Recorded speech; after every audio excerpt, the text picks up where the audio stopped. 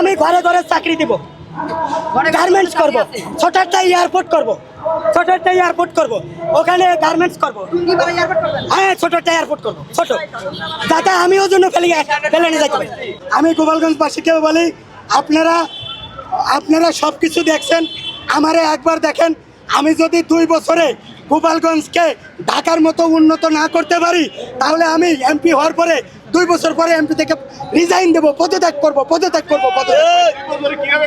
2 বছরে আমি টুঙ্গিপাড়াকে উন্নত করে দিব। আমার যেহেতু আমার জন্ম উন্নত নাই, আমি ঘরে ঘরে চাকরি দিব, গার্মেন্টস করব, ছোটটা এয়ারপোর্ট করব, ওখানে গার্মেন্টস করব। হ্যাঁ, ছোটটা এয়ারপোর্ট করব, ছোট, যাতে আমিও জন্য ফেলে নিয়ে যাইতে পারি।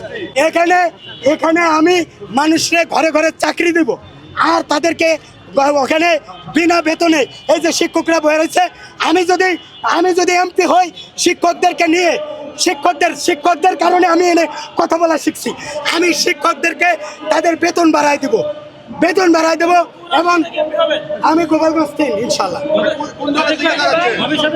আমি এখনো বিএনপির থেকে চাই। যদি না পাই, তাহলে একসময় আমি দল গঠন করে নমিনেশন 300 আসনে বিলাবো। ধন্যবাদ ভাই। নিলে তো শেষ হবে না, আরো কিছু নিউজ আছে। ধন্যবাদ।